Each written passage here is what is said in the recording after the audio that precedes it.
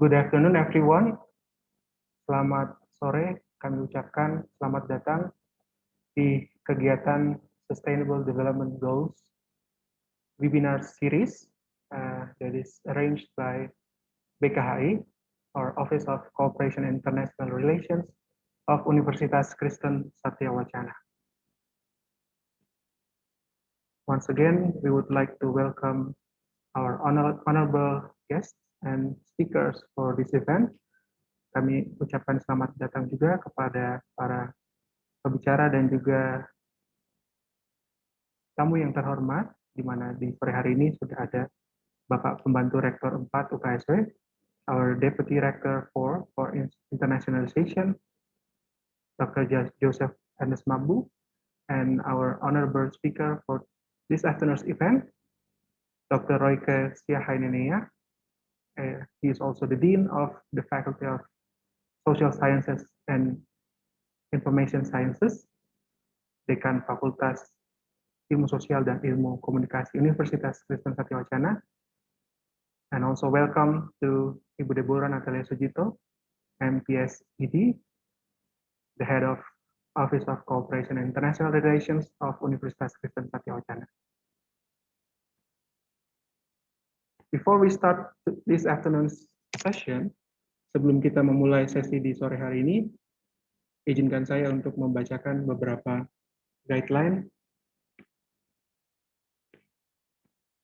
untuk seri webinar yang diadakan oleh BKHI tentang Sustainable Development Goals. Our first participation guideline is all participants, microphone is turned off upon entry. Tata tertib yang pertama, perlu kami sampaikan bahwa mikrofon Anda telah dinonaktifkan ketika masuk ke ruang Zoom. The second point is please change your participant's name as follows: home university, name, and student ID. For example, UKSW, Rico, and then your student ID. If you are a lecturer, jika Anda adalah seorang dosen ataupun staff, tidak perlu menggunakan NIM, cukup nama universitas asal dan juga nama depan Anda. The third participation guideline is type in your questions in the chat box or raise your hand and your mic will automatically unmuted. Jika ingin mengajukan pertanyaan, silahkan meninggalkannya di kolom chat atau gunakan fitur raise hand, maka Anda akan kami unmute ketika sesi tanya jawab, ketika sesi Q&A. And our last guideline is the evaluation form is to be announced toward the end of this session. Formulir absensi dan evaluasi akan diumumkan menjelang akhir dari sesi di sore hari ini. So let's go to our opening remarks from UKSW Management. Pembukaan dari pimpinan UKSW di sore hari ini yang sekaligus akan membuka secara resmi Sustainable Development Goals Webinar Series yang diselenggarakan oleh Biro Kerjasama dan Hubungan Internasional UKSW. Kepada Bapak Joseph Ernest Mambu, PhD, selaku Pembantu Rektor 4 UKSW, ruang Zoom ini kami persilahkan. Thank you, Mas Ryan. Good afternoon, ladies and gentlemen. Salam sejahtera bagi kita sekalian. It is a great opportunity that we can gather again to have fruitful discussions on sustainable development goals. Ini adalah salah satu prakarsa dari pimpinan UKSW melalui Biro Kerjasama dan Hubungan Internasional di bawah kantor PR4 untuk mulai mengintensifkan diskusi bertajuk Sustainable Development Goals. And I think this is a very strategic topic internationally, and especially for us at Universitas Kristen Satya Wacana or UKSW. Yeah, this is the first series of the webinars on SDGs or Sustainable Development Goals, and of course, when we want to learn about something, including SDGs, we need to know what it is. Yeah, there are three important things that I usually share with my students if we want to learn something new like this. What is it? why is it necessary, and how we can do it. So what is SDG? Ya, people know SDG as Sustainable Development Goals. Dalam bahasa Indonesia, tujuan pembangunan berkelanjutan. Yeah, it was introduced by the United Nations in 2015, even though earlier in its history, we also have MDG, or Millennium Development Goals. Itu tahun 2000, dan kemudian tahun 2015 mulailah dikembangkan Sustainable Development Goals. Ya, sebenarnya kenapa ada sustainable di situ? Sebenarnya key-nya itu tidak hanya development, tetapi sustainable. Sustainable yang dalam bahasa Indonesia berarti berkelanjutan. Berarti selama ini ada pembangunan yang tidak berkelanjutan. Dan saya pikir itu bagian dari kemajuan peradaban atau kemunduran, saya tidak tahu. Tapi dalam masa perkembangan, in our civilization, there were stages in our history that we keep developing without knowing how the development can be sustainable in the future. Jadi sering kita membangun, entah itu fisik saja atau membangun yang lain, terutama yang hanya dalam hal fisik, tetapi tidak berkelanjutan. Ya, pembangunan kita sendiri pernah punya di masa yang lalu Bapak Pembangunan Republik Indonesia, but he is known more on the physical development.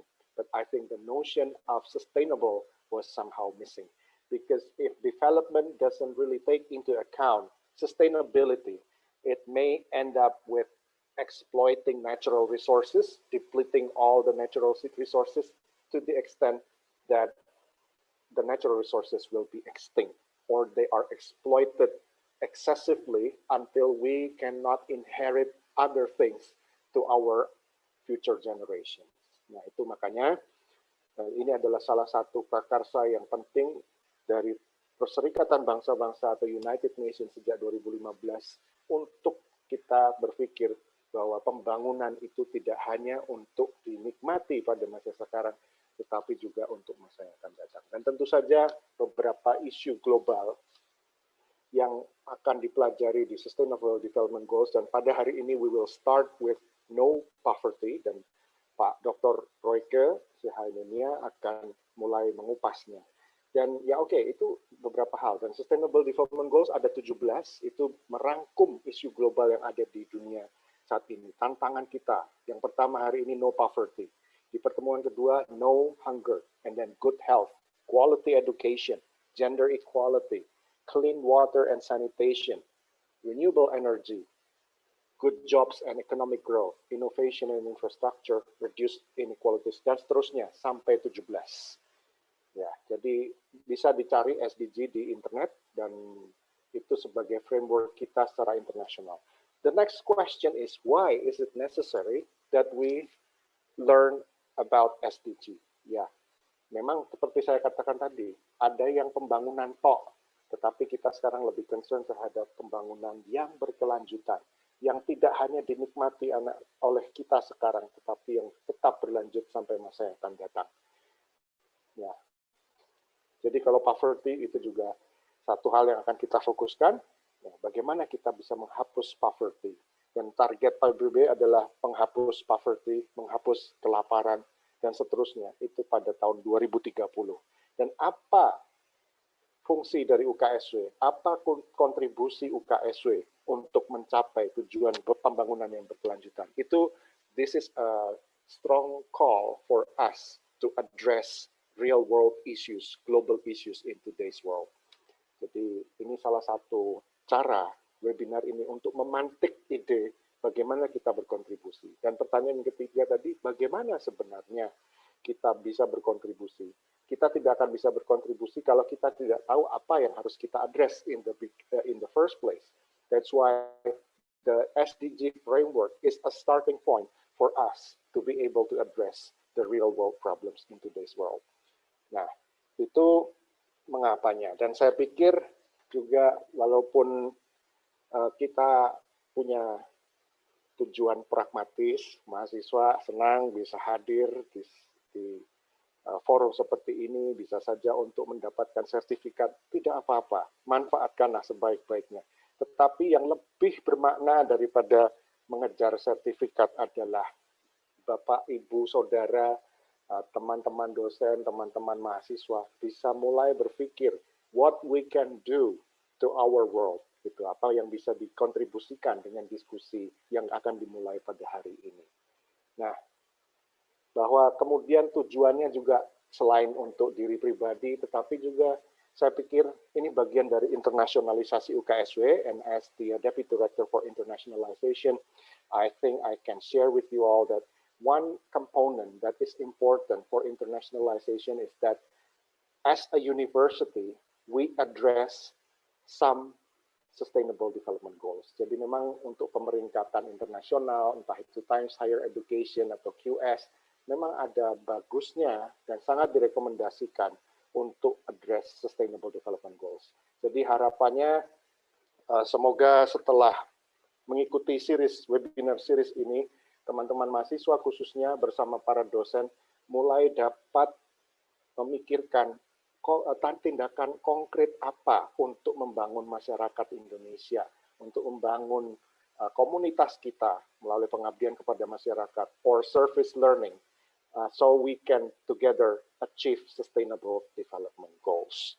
Nah, saya akhiri dengan saya mengutip sedikit kata-kata Ki Hajar Dewantoro ya, walaupun ini konteksnya pendidikan, tapi sebenarnya Sustainable Development Goals itu bukan hal yang terlalu baru. Konsepnya boleh 2015, tapi spiritnya bahkan founding fathers, Bapak Pendidikan Nasional kita sudah pernah berpikir, dan saya pikir sejalan dengan spirit dari webinar series ini.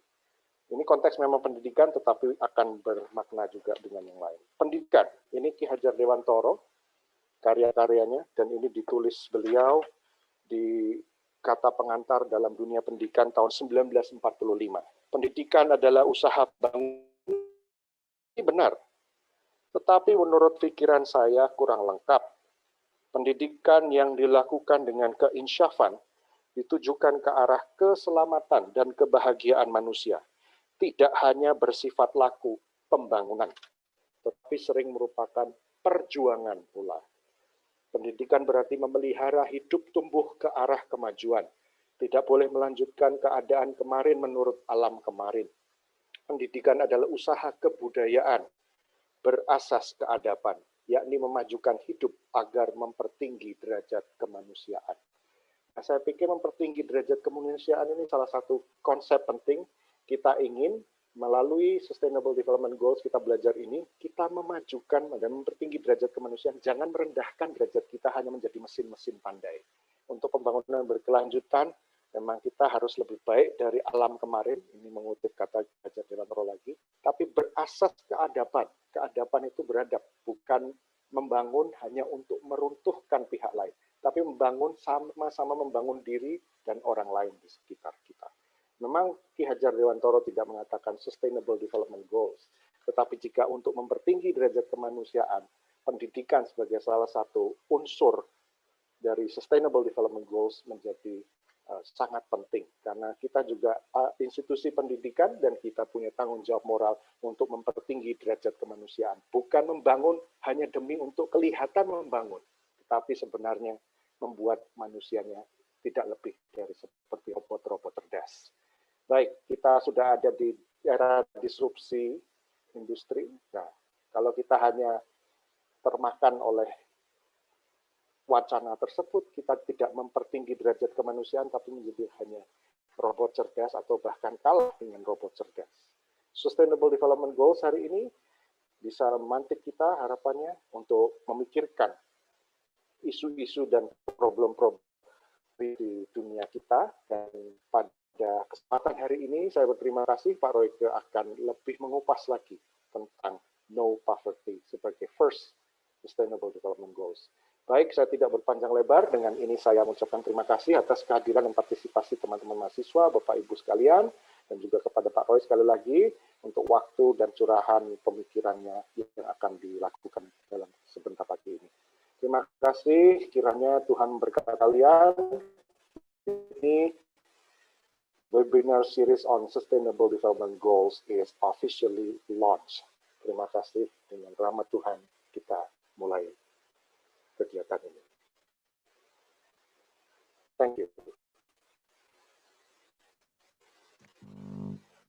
Thank you very much for the opening remarks to Dr. Joseph Ernest Mambu as the Deputy Rector for Institutional Cooperation and Internationalization at Universitas Kristen Satya And this program, this webinar series is officially open.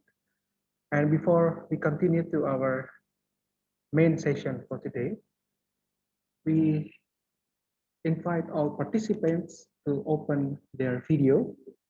Kami mohon kepada seluruh peserta untuk mengaktifkan videonya sejenak.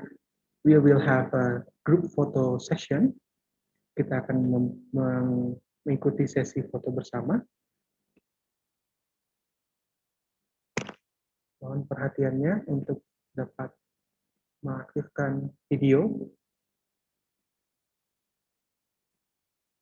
Okay, the photo session will start now. In 1, 2, and 3.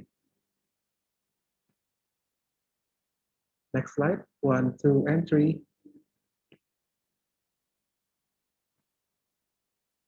Okay, the next slide. 1, 2, and 3.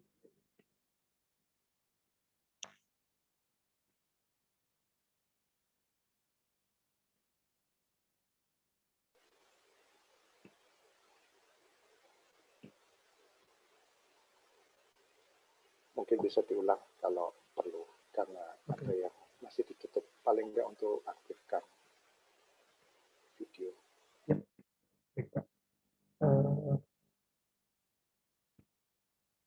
Can everyone start the video? Could we start again?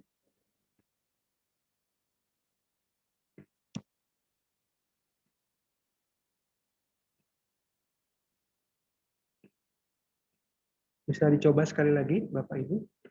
Tadi settingan videonya sepertinya di disable, tapi sudah kami aktifkan. Bisa diaktifkan kembali. Baik. Okay, we will start again the photo session. 1, 2, and 3. Okay, the next slide. 1, 2, and 3.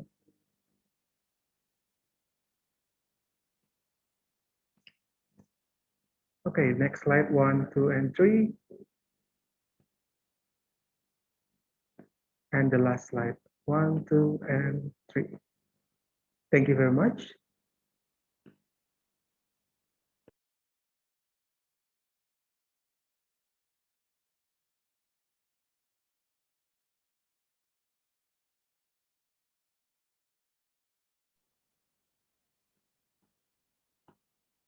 Without further ado, we will continue to our main session for today's event. And this is the first goal of the Sustainable Development Goals. It is no poverty, to end poverty in all its forms everywhere. Jadi goal pertama dari SDGs adalah no poverty and poverty in all its forms. To Dr. Royke R. Siahanenia, MSc, the Dean of the Faculty of Social Sciences and Communication Sciences, the Zoom room is yours. Dipersilahkan. Oke, thank you. Pakai bahasa Indonesia aja ya, biar lebih enak. Selamat sore Bapak Ibu sekalian. Ini kebetulan saya dapat yang pertama ini, membawakan materi tentang SDGs terkait dengan tujuan pertama, no poverty. Nah, saya izin pakai screen ya.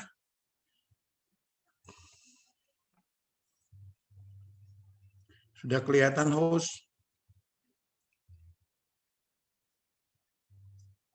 Halo, sudah terlihat? Sudah, Pak, barusan. Thank you. Nah, teman-teman, bicara SDGs yang dikatakan Pak Yosep ini kan satu tujuan pembangunan. Jadi waktu diberikan kepada saya untuk memberikan materi ini, bagaimana caranya ya? Apa yang saya harus pikir gitu, supaya materi ini bisa didaratkan dengan baik. Nah, pengalaman saya mendampingi pemerintah daerah untuk menyusun beberapa rencana aksi daerah terkait dengan penyusunan rancangan pelaksanaan tujuan pembangunan berkelanjutan, dan juga ada beberapa kajian yang biasanya saya lakukan terkait dengan kajian lingkungan hidup strategis yang memang secara spesifik memasukkan SDGs menjadi tolak ukur penilaian apakah sebuah perencanaan pembangunan itu sesuai dengan prinsip-prinsip pelaksanaan pembangunan berkelanjutan atau tidak. Itu biasanya disebut KLAS, kajian lingkungan hidup strategis. Nah, di dalam perencanaan itu ada dua hal yang memang biasanya dinilai apakah perencanaan pembangunan itu bisa mencapai tujuan yang dikehendaki oleh SDGs. Nah, biasanya kita bicara tentang rencana pembangunan jangka menengah, lalu biasanya kita bicara tentang rencana tata ruang wilayah RT/RW. Jadi kalau kita ngomong SDGs atau tujuan pembangunan berkelanjutan, tentunya kita tidak akan lepas dari seluruh perencanaan pembangunan yang dilaksanakan oleh pemerintah. Jadi ini murni government. Jadi memang murni memberikan arah kepada government untuk mencapai satu tujuan-tujuan pembangunan berkelanjutan. Nah, pengalaman itu teman-teman membuat saya kadang-kadang di tingkat kabupaten, kota maupun provinsi itu mewujudkan sampai tingkat bawah itu tidak gampang ternyata. Jadi pada level di tingkat nasional, provinsi, lalu kabupaten kota, lalu desa atau kelurahan itu kadang-kadang tidak match. Lalu biasanya kami sering melakukan evaluasi bersama dengan baik, terutama dengan Kementerian Lingkungan Hidup ya, KLHK.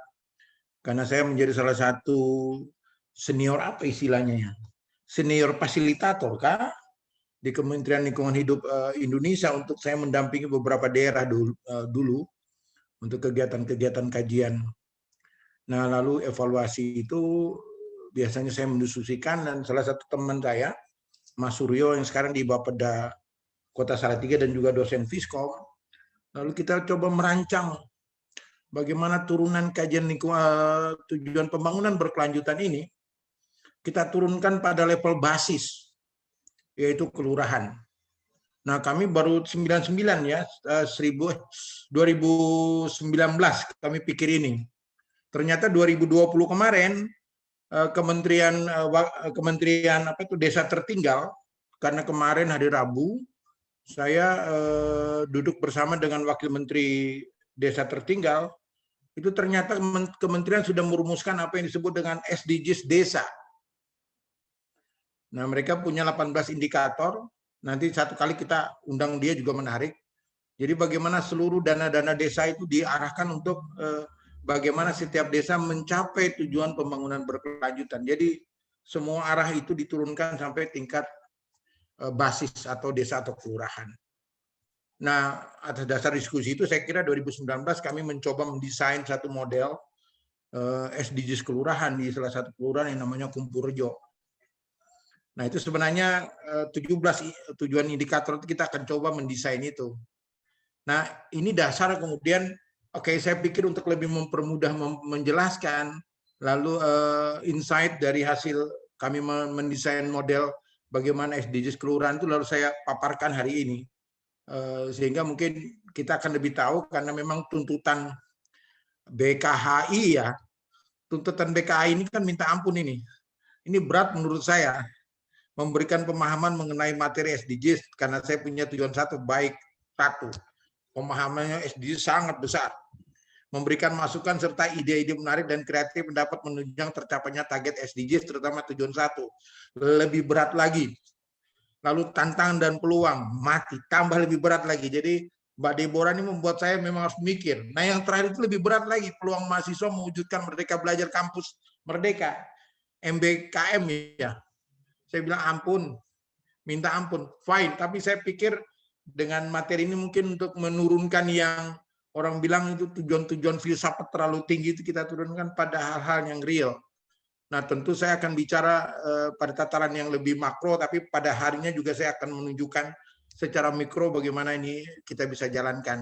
Karena ini skenario yang sampai mencapai tujuan itu saya lihat hasil kajian penyusunan konsep SDGs kelurahan. Nah, salah satu yang penting dari hasil kajian itu adalah bagaimana kita memberdayakan masyarakat menjadi sebuah kunci utama dalam pencapaian pembangunan daerah atau wilayah yang terlanjutkan di tingkat basis atau yang kita sebut dengan pembangunan berkelanjutan. Saya pikir ini yang bisa menjawab 1, 2, 3, 4 dari tujuan webinar kita hari ini. Semoga apa yang saya bayangkan bisa tercapai. Begitu ya Mbak Deborah, semoga bisa sesuai dengan harapan Anda. Fine. Nah, kalau bicara UN Development Program, United Nations Development Program, maka kita bicara SDGs ini sejak tahun 1992, saya pikir ya. Sejak Agenda 21, jadi UN Conference of Improvement and Development di Rio de Janeiro, Brasil, kemudian MDGs di Millennium Summit itu tahun 2000, kemudian MDGs lalu SDGs 2015, lalu kita secara prinsip mendesain untuk menerapkan pembangunan berkelanjutan ini dengan keluarnya Peraturan Presiden 59/2017. Jadi kita sudah memiliki pedoman pelaksanaan tujuan pembangunan berkelanjutan. Jadi kalau teman-teman mau tahu bagaimana tujuan pembangunan ini dilaksanakan di Indonesia, Anda bisa melihat acuannya pada Peraturan Presiden 59/2017 tentang pedoman pelaksanaan tujuan pembangunan berkelanjutan.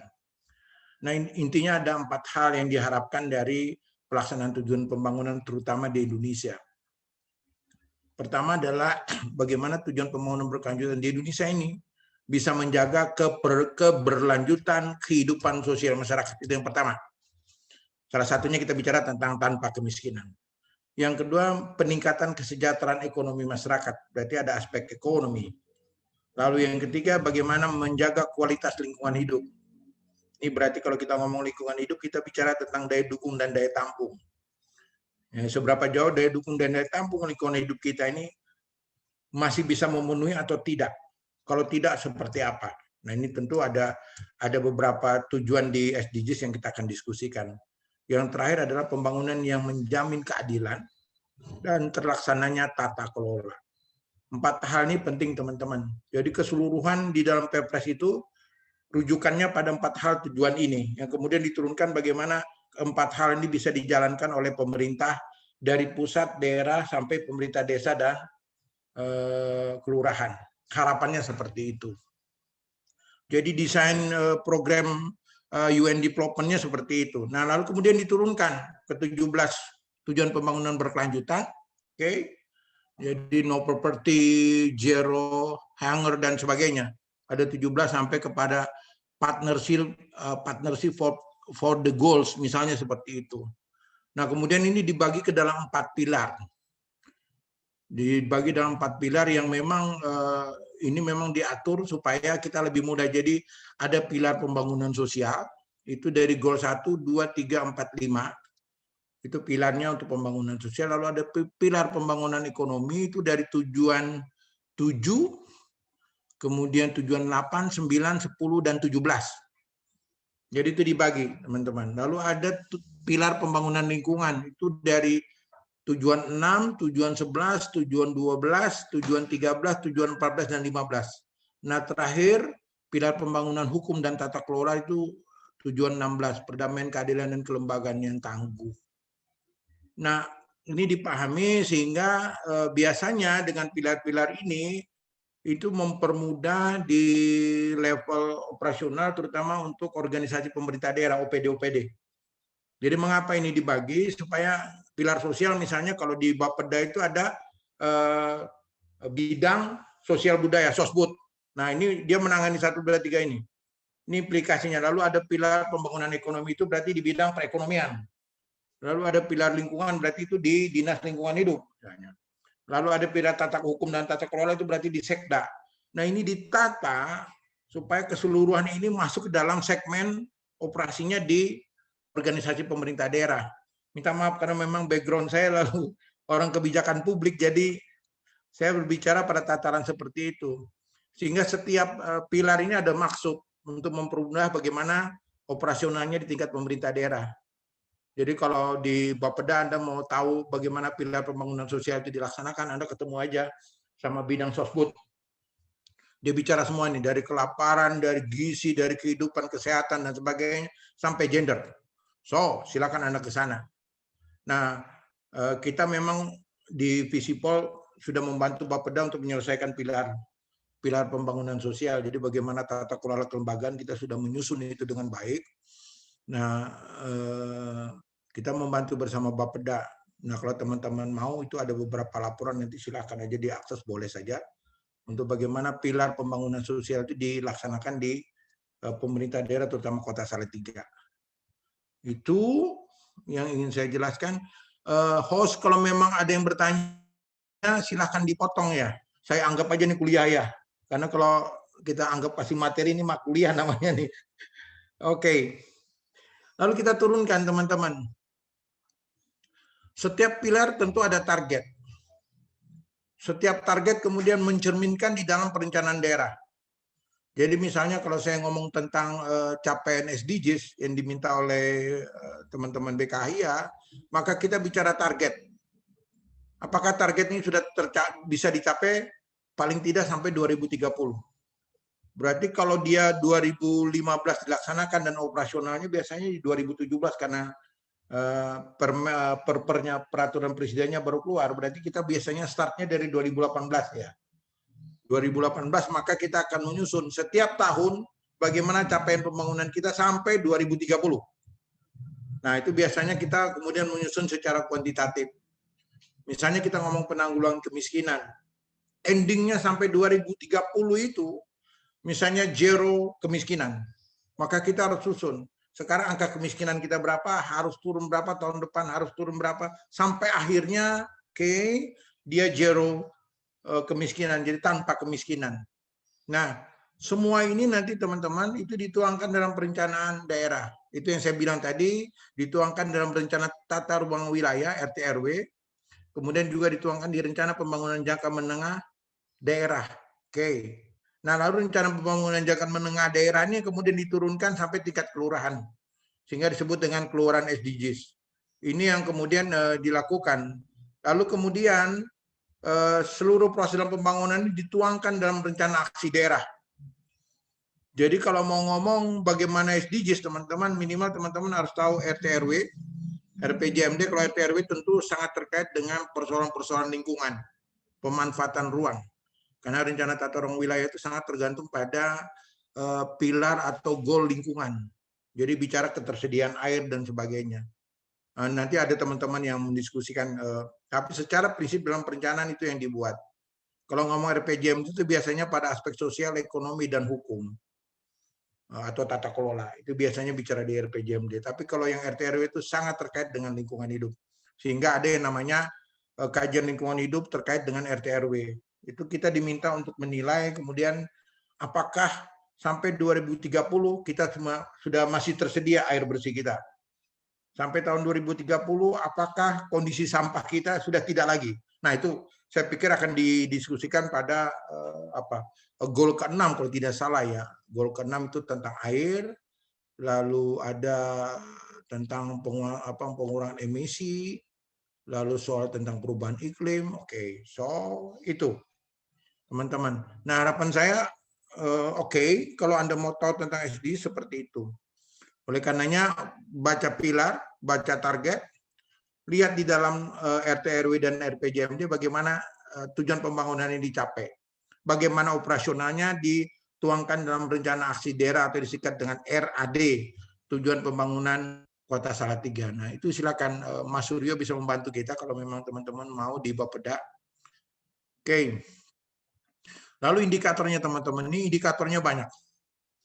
Jadi kalau kita mau mengevaluasi atau kita mau mengkaji apakah kita sudah mencapai pembangunan berkelanjutan, maka indikator ini menentukan. Jadi kalau kita lihat secara global ada 241 indikator. Jadi 76 indikator global yang dikembangkan, lalu 80 indikator global yang memiliki proksi. Jadi memiliki kemungkinan untuk kita kaji. Lalu ada 85 indikator yang sesuai dengan indikator nasional. Nah, ini diturunkan teman-teman. Nah, kita di Salatiga, misalnya di Salatiga, kita cukup melihat indikator 220 indikator Kota Salatiga. Itu diturunkan, kemudian kita turunkan di tingkat basis. Jadi tingkat basis itu tidak semua juga indikator itu akan dicapai. Begitu kira-kira. Sehingga skenario kita adalah, kita melihat indikator. Sehingga kalau dikatakan apakah kita sudah mencapai tujuan pembangunan berkelanjutan, apakah indikator-indikator sudah memenuhi apa yang diharapkan dari capaian tujuan pembangunan berkelanjutan atau SDGs. Seperti itu teman-teman. Oke, nanti silakan dilihat. Nah, ini contoh teman-teman. Jadi kadang-kadang ini orang sosial, saya di fakultas saya meminta juga kepada mahasiswa belajar namanya JIS. Jadi belajar tentang bagaimana membuat peta. Jadi ada mata kuliah apa tuh, pemetaan sosial ya. Jadi di fakultas kami itu punya mata kuliah pemetaan sosial karena begini teman-teman. Kalau kita mau lihat persoalan sosial itu dengan tidak pakai peta, udah nggak bisa lagi sekarang. Kalau Anda mau bicara kualitatif tidak dipetakan, itu Anda susah membaca. Jadi peta menjadi penting, karena itu pendekatan-pendekatan peta-peta itu menjadi penting. General informasi sistem itu menjadi penting. Sehingga kami di fakultas kami ada satu mata kuliah namanya pemetaan sosial. Itu mahasiswa walaupun sosiologi belajar pakai JIS untuk bikin peta. Karena dengan peta ini sangat mudah untuk kita menggambarkan sebuah fenomena sosial. Nah, dalam konteks SDGs ini penting. Ini kalau kita ngomong desa, kita pakai peta, kita akan lihat RT mana, RW mana yang belum. Semua kita petakan. Jadi kita punya sasaran jelas, sasaran kita di mana. Nah, sehingga peta menjadi penting. Jadi nanti saya akan tunjukkan kebanyakan yang dianalisis kita menggunakan peta. Karena analisis sosial yang kami kembangkan di fakultas lebih kepada analisis sosial dengan pendekatan JIS. Jadi menggambarkan fenomena sosial itu harus dengan JIS. Teman-teman mau tidak mau peta sekarang penting. Semua orang bicara peta. Jadi itu menjadi kebutuhan peta itu. Nah, baik teman-teman. Jadi kalau kenapa kami membuat SDGs kelurahan itu karena secara jujur dulu tuh ada tujuh kelurahan yang memang sangat miskin. Walaupun 2019 dia sudah berubah, nanti saya tunjukkan. 7 kelurahan ini menjadi persoalan bagi Bapak Wali Kota dan Wakil Wali Kota, terutama Wakil Wali Kota ya. Karena dia menjadi ketua tim TKPKD, tim koordinasi penanggulangan kemiskinan daerah Kota Salatiga. Beliau sangat concern dengan persoalan-persoalan wilayah-wilayah miskin. Sehingga waktu itu kami diminta untuk menyusun yang namanya Kelurahan Smart. Kelurahan Smart itu kelurahan berdasarkan visi misi dari Wali Kota. Yang kemudian kami rubah menjadi Kelurahan SDGs. Jadi kelurahan smart sama teman-teman. Jadi 7 ini yang menjadi penting. Nah intinya adalah kita diminta untuk menyusun di kelurahan itu butuh apa. Atau dengan kata lain untuk mencapai SDGs, di kelurahan itu di RT ini dia butuh apa. Sehingga pemenuhan terhadap 17 indikator ini bisa sampai ke tingkat basis, sampai tingkat RT. Nah, oleh karena itu kami bekerja sama dengan Bapeda Kota Salatiga. Kita akan membuat ini dan kita sudah menyelesaikan 2019. Walaupun hanya satu desa yang namanya Kumpurjo. Nah, tahun ini mungkin kami lagi mendiskusikan untuk desa yang lain sambil kami melakukan evaluasi, tetapi masukannya paling penting. Sehingga Bapeda Salatiga sekarang mempunyai laporan-laporan kemiskinan yang terstruktur. Saya pikir dan pola-pola begini yang kemudian disampaikan di pusat, lumayan Kota Salatiga mendapat dukungan yang lumayan lah dari pemerintah pusat. Jadi ini usaha-usaha kreatif, inovatif yang memang dikembangkan oleh kita, teman-teman, untuk menjawab yang namanya SDGs. Jadi kita tidak bisa kita mesti turun juga ke lapangan. Jadi kita membayangkan indikator-indikator itu sampai di lapangan seperti apa. Sehingga waktu kita mendampingi pemerintah daerah, kita bilang ini loh yang harus dilakukan, ini loh yang penting. Itu yang teman-teman harus pahami. Bentar, saya ambil pulpen dulu.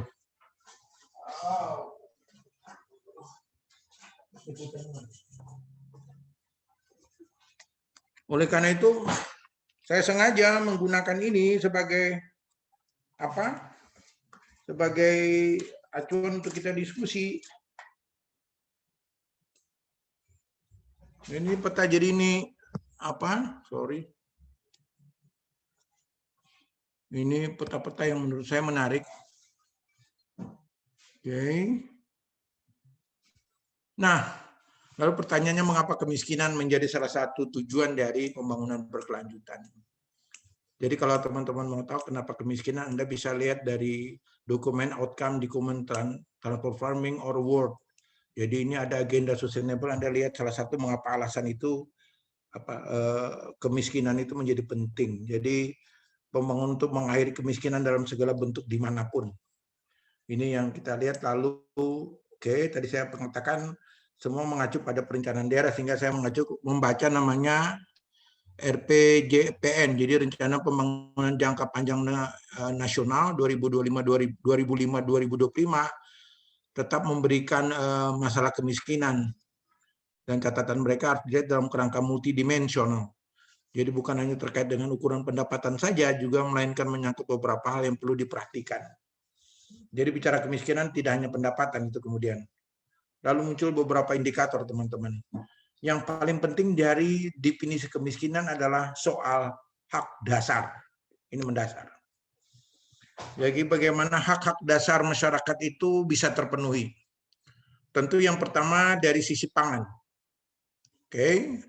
Jadi ketersediaan pangan. Yang kedua dari sisi kesehatan, pendidikan, pekerjaan, perumahan, air bersih, pertanahan, sumber daya alam, dan lingkungan hidup. Itu yang kedua.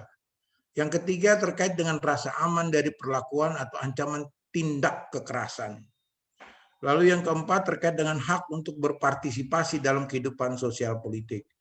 Ini definisi kemiskinan yang harus kita pahami. Oleh karena itu, orang selalu menyebut definisi kemiskinan adalah sebuah kondisi di mana seseorang atau sekelompok orang tidak mampu memenuhi hak dasarnya untuk mempertahankan dan mengembangkan kehidupan yang bermartabat. Itu yang kemudian disebut dengan kemiskinan. Jadi kalau dikatakan apakah seorang miskin apabila dia tidak mampu memenuhi hak-hak dasarnya untuk mempertahankan dan mengembangkan kehidupan yang bermartabat. Ini yang kemudian kita lihat implikasinya dengan berbagai program yang dijalankannya. Jadi bantuan sosial, bantuan pendidikan, bantuan ini bicara tentang hak-hak dasar, bantuan beras, ya itu semua bicara tentang hak-hak dasar. Jadi itu definisi kemiskinan yang memang secara umum kita terima dan ini menjadi rumusan di dalam RPJPN 2005-2025. Jadi saya mendasarkan pada dokumen-dokumen perencanaan. Nah, kemudian konsep kemiskinan seperti apa teman-teman? Jadi dalam banyak hal orang bicara tentang kemiskinan makro. Misalnya orang ngomong begitu tuh, ini orang-orang statistik nih. Saya sengaja tidak mau mendiskusikan karena kalau mendiskusikan hitungan-hitungan statistik itu enaknya di kelas, memang nggak bisa pakai webinar. Tapi intinya adalah ada konsep kemiskinan makro yang kemudian diturunkan sampai pada level mikro, yang kemudian disebut dengan pendidikan miskin, penduduk miskin. Jadi di Indonesia itu Bapak Ibu, untuk melihat kemiskinan baik dipandang ketidakmampuan dari sisi ekonomi, baik dipandang dari sisi kebutuhan garis kemiskinan, itu kemudian mereka membagi penduduk miskin itu ada 4 kategori. Sekarang tambah 5. Jadi ada pertama adalah desil 1 itu adalah penduduk miskin yang memang berada sangat miskin. Sehingga penduduk sangat miskin ini seperti apa? Lalu yang desil 2 miskin. Lalu desil 3 hampir miskin. Lalu desil 4 itu rentan miskin. Lalu ada desil 4 plus yang dilihat walaupun memang kondisi ekonominya masih baik atau dia masih memenuhi kebutuhan-kebutuhan hidupnya, tetapi karena ada misalnya teman-teman yang difabel kah, teman-teman yang mungkin ini lalu itu dimasukkan dia desil 4 plus. Jadi yang mungkin akan masuk ke rentan miskin. Nah ini yang kemudian dikategorikan oleh pemerintah yang menjadi dasar kemudian untuk menjawab persoalan-persoalan kemiskinan. Jadi dengan dasar ini kemudian teman-teman BPS itu mengeluarkan data kemiskinan misalnya di Kota Salatiga itu seperti apa. Nah ini muatan data yang sekarang disebut dengan data terpadu ya.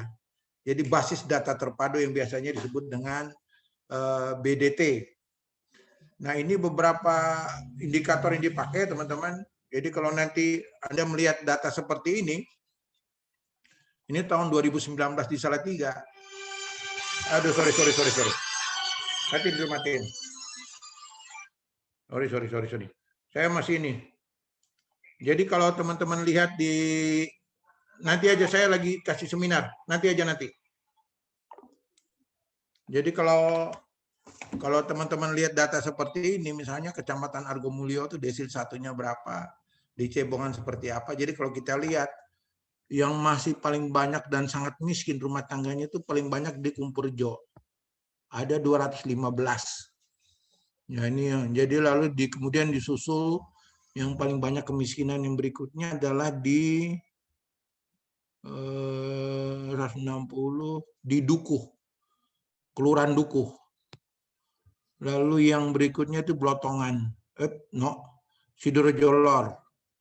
Nah, data-data ini dihasilkan untuk pemerintah melakukan intervensi. Nah, tentu data-data itu nanti isinya by name, by address. Jadi kalau bapak-bapak nanti atau ibu-ibu mau lihat data itu seharusnya terbuka data itu.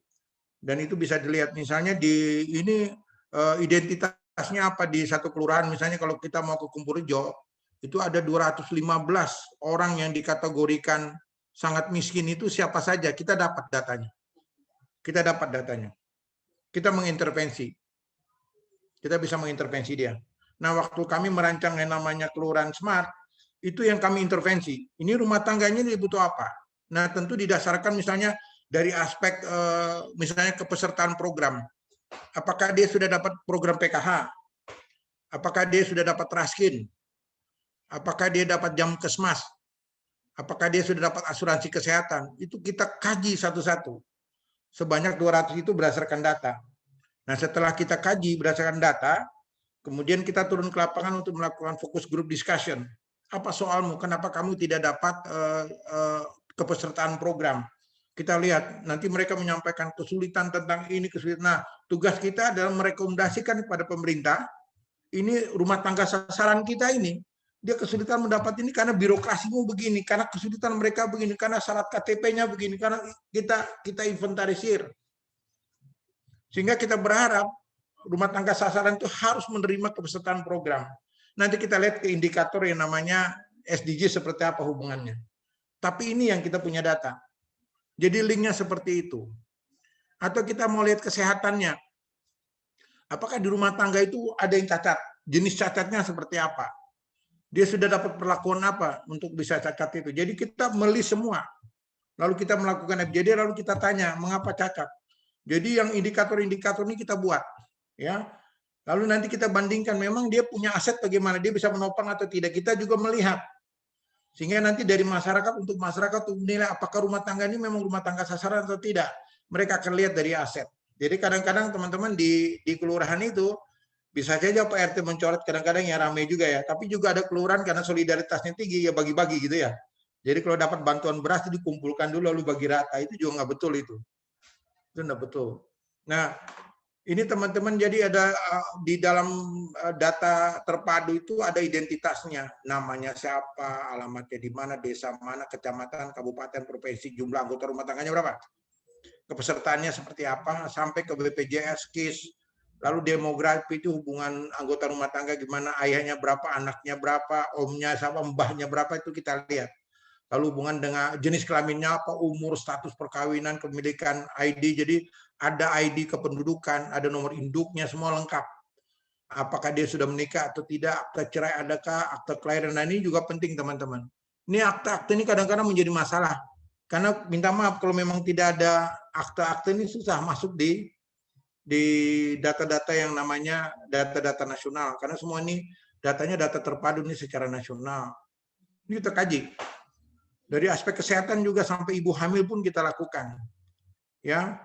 Lalu dari segi ketenaga kerjaan, kegiatan bekerjanya apa, lapangan kerjanya gimana, status kedudukan dalam pekerjaan seperti apa, apakah dia menjadi bagian dari UMKM dan sebagainya, kita lihat satu-satu. Dari sisi perumahannya, apakah rumahnya layak huni, luas lantainya berapa, jenis lantainya berapa. Ini pekerjaan-pekerjaan yang kalau kita mau lakukan satu kelurahan, ini pekerjaan besar ini.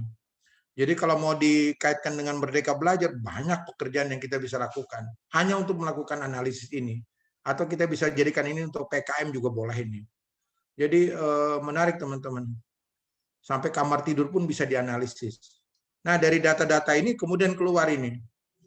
Dicebongan berapa, desil 2 gimana, kondisi desil 3 bagaimana, desil 4 bagaimana, desil 4+ bagaimana, itu kita analisis. Lalu setelah kita analisis, kita lihat isu-isu penting di wilayah itu bagaimana. Lalu kita melalui mengintervensi arah kebijakan dan program. Nanti saya akan tunjukkan. Jadi ini semua harus punya keterkaitan. Karena kita bicara kemiskinan, tentu saya bicara spesifik kemiskinan. Itu yang ingin saya sampaikan terkait dengan data kemiskinan atau indikator kemiskinan. Oke, saya masuk sekarang SDGs. Kalau kita tarik tadi dari seluruh kriteria, lalu konsep definisinya, lalu keluar datanya, maka kita akan kembali lihat ke indikator dari tujuan SDGs. Ini ada beberapa target ya. Kalau tidak salah 1, 2, 3, 4, 5. Nah, ada 5 target. Teman-teman, saya melihat target ini dalam kerangka SDGs kelurahan. Jadi tidak melihat keseluruhan. Karena saya bisa melihat kaitannya nanti. Misalnya begini, pada tahun 2030 mengurangi setidaknya setengah proporsi laki-laki, perempuan, dan anak-anak dari semua usia yang hidup dalam kemiskinan di dalam semua dimensi sesuai dengan definisi nasional. Itu berarti semua dimensi tadi yang kita lihat, dimensi kesehatan, dimensi kependidikan, dimensi ini yang kemudian. Jadi dimensi program kepesertaan program, dimensi kesehatan, dimensi kepemilikan aset ini kita lihat satu-satu, dimensi perumahan, ya, sampai juga air bersih, minum, MCK bagaimana ini dilihat teman-teman. Ini kita melihat nanti kita di kelurahan kita turunkan aspeknya seperti apa. Jadi kemudian ada indikator-indikator yang real nanti di tingkat kelurahan. Misalnya kalau kita mau lihat dimensinya kita nonton apa saja yang paling penting. Nah, sebenarnya itu juga punya kaitan dengan dimensi yang lain punya kaitan dengan target lain atau indikator lain di tujuan pembangunan berkelanjutan. Misalnya seperti lalu menerapkan yang 1.3, menerapkan secara nasional sistem dan upaya perlindungan sosial yang tepat bagi semua termasuk kelompok yang paling miskin pada tahun 2030 mencapai cakupan substansial bagi kelompok miskin dan rentan. Nah, jadi ini ngomong tentang sistem jaminan sosial nasional. Jadi itu ngomong tadi KIP, ya, Kartu Indonesia Pintar, kita ngomong BPJS, ini adalah sistem jaminan sosial nasional. Yang kemudian di daerah juga biasanya juga ada ya. Di daerah juga ada teman-teman. Jadi ini dilihat. Sehingga indikatornya apa? Proporsi peserta jaminan kesehatan melalui sistem jaminan sosial di bidang kesehatan, sistem jaminan sosial di bidang ketenagakerjaan. Lalu presentasi penyandang disabilitas yang miskin dan rentan yang terpenuhi hak dasarnya dan inklusitasnya. Lalu jumlah rumah tangga yang mendapatkan bantuan tunai bersyarat program keluarga harapan PKA. Ini semua kita atur teman-teman. Harapannya adalah semua, kalau kita ngomong data 215 misalnya di Kempurejo, itu mereka harus dapat semua terkait dengan apa yang disebut dengan sistem dan upaya perlindungan sosial. Karena mereka adalah orang yang memang menjadi sasaran upaya untuk menanggulangi kemiskinan. Ini target 1.3. Kemudian target 1.4. Ini terkait dengan ini terkait dengan lebih kepada kependudukannya. Jadi bagaimana perempuan yang pernah kawin umur 15-40 tahun yang proses melahirkannya terakhir di fasilitas kesehatan itu berapa banyak? Jadi harapan kita semua perempuan yang pernah kawin dan memang harus melahirkan itu dia harus memperoleh fasilitas kesehatan. Lalu soal imunisasi dasar lengkap bagi anak-anak umur 12 sampai 23 bulan. Itu kita lihat, ini puskesmas menjadi penting teman-teman. Nah, teman-teman FIK ini penting. Kita lihat berapa persen di sana. Karena mereka harus terpenuhi sampai 2030. Lalu prevalensi penggunaan metode kontrasepsi. Nah, ini penting juga nih. Ini soal KBKB ya. Jadi kalau sekarang kalau ngomong KBKB itu sampai RT itu, sampai RT sampai RW itu ada yang namanya kader KB ya. Jadi kadang-kadang karena istri saya juga ketua PKK RW lalu juga tim PK tim KBK, itu kadang-kadang bagi-bagi kondom, bagi-bagi apa ya, itu memang konsekuensi untuk mencapai itu. Jadi terlihat teman-teman semua dalam kaitan pencapaian target indikator tujuan pembangunan berkelanjutan, terutama untuk mengakhiri kemiskinan dalam segala bentuk dimanapun Kota Salatiga. Lalu ngomong juga soal presentasi rumah tangga yang memiliki akses terhadap pelayanan sumber air minum. Nah, ini juga penting. Jadi kalau kita mau melakukan, mereka minumnya apa saja. Berapa banyak di satu kelurahan yang namanya Kempurejo yang sudah menggunakan air minum layak. Air minum layak lalu kita bagi. Ada yang dari PDAM, ada yang dari sumur dalam, ada yang dari sumur dangkal, atau ada yang membeli, itu semua kita lihat. Itu adalah untuk kita melihat presentasi rumah tangga yang memiliki akses terhadap pelayanan sumber air minum layak dan berkelanjutan. Nah, itu kita lihat. Jadi tugas kita banyak sekali. Hanya dari sisi air aja kita bisa lihat, kita bisa analisis. Anda pergi aja ke satu wilayah untuk melakukan riset tentang bagaimana kelayakan sumber air minum masyarakat. Itu satu karya yang menarik. Anda punya data di Bapeda, Anda bisa nonton di satu kelurahan. Data yang ada terutama untuk misalnya rumah tangga yang memang dikategorikan menjadi rumah tangga sasaran upaya penanggulangan kemiskinan misalnya. Itu Anda bikin aja udah jadi skripsi yang bagus itu. Anda buat saja udah menarik itu data-data Anda mainkan, tinggal Anda turun, Anda mengambil sampling beberapa, mengapa mereka punya kondisi penyediaan sumber air minumnya kayak apa, Anda bisa diskusikan, udah jadi itu. Jadi dibangun data ini untuk kepentingan kreatif, kita bisa bangun riset-riset, kemudian kita bisa merekomendasikan apa buat pemerintah daerahnya. Ini penting dan ini paling bermanfaat bagi pemerintah. Oke, lalu yang lain juga persatuan rumah tangga yang misalnya memiliki layanan sanitasi yang layak dan berkelanjutan. Nah, ini kan ngomong soal bagaimana buang air besar, ya, bagaimana tempat pembuangan air besarnya atau WC-nya kayak apa. Karena banyak sekali bantuan pemerintah untuk menyediakan atau untuk memberikan bantuan membangun WC yang layak, MCK yang layak. Banyak sekali teman-teman. Karena ini tuh mencapai tujuan pembangunan satu ini gitu. Jadi jangan heran kalau Anda ke desa atau Anda ke kelurahan dan Anda mau turun itu banyak sekali bantuan-bantuan. Lalu presentasi rumah tangga kumuh di perkotaan itu juga menarik. Nah, di Salatiga ada beberapa kawasan kumuh yang dikategorikan. Itu teman-teman bisa lihat di Dinas Permukiman ya. Oke, lalu ini Dinas Pendidikan tentang angka partisipasi murni APM SD sederajat seperti apa, lalu SMP sederajat seperti apa. Nah, ini tidak ada SMA karena Kota Salatiga hanya mengelola pendidikan sampai tingkat SMP. SMA itu berada di provinsi. Jadi seperti itu. Lalu ini penting juga kepemilikan akte kelahiran teman-teman. Akte kelahiran itu sangat penting teman-teman. Karena kalau tidak punya akte kelahiran dari sekarang, itu Anda akan susah mendapatkan KTP. Kalau Anda susah mendapatkan KTP dan Anda tidak mempunyai KTP, Anda tidak akan mendapat layanan pemerintah. Terutama terkait dengan bantuan-bantuan yang mungkin Anda dapatkan. Lalu terakhir presentasi rumah tangga miskin yang rentan terhadap sumber penerangan umum listrik, baik dari PLN maupun bukan PLN. Ini semua teman-teman kalau di tingkat kota, Anda bisa dapatkan laporan di tingkat kota itu ada yang namanya laporan perkembangan kegiatan upaya penanggulangan kemiskinan ya. Jadi namanya laporan apa itu? Saya lupa. Profil kemiskinan. Kota Salatiga Anda bisa lihat semua data ini itu sudah dibuat oleh Bapeda. Semua sudah dalam bentuk tabeling, prosentase selama sekian tahun seperti apa. Nah, data-data itu saya kira bermanfaat. Kita bisa analisis dia dan kita bisa melakukan upaya-upaya untuk melihat, lalu selalu saya katakan kita bisa membuat rekomendasi bagi pemerintah daerah. Jadi tidak ada yang susah. Kemudian target yang kelima misalnya ini juga menarik terkait dengan bagaimana membangun ketahanan masyarakat miskin. Terutama mereka yang berada pada kondisi rentan, itu berarti desil 4 ya. Rentan itu 4 plus ya.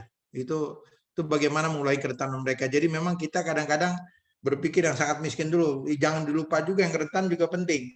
Sehingga nanti kita akan kategorikan rentannya di mana. Itu juga akan kita lihat. Nah, itu penting karena kalau mereka mengalami goncangan ekonomi dan apa, pasti mereka jadi miskin. Misalnya yang paling rentan itu kalau kita lihat dari sisi ketenaga kerjaan, misalnya mereka-mereka yang menjadi buruh.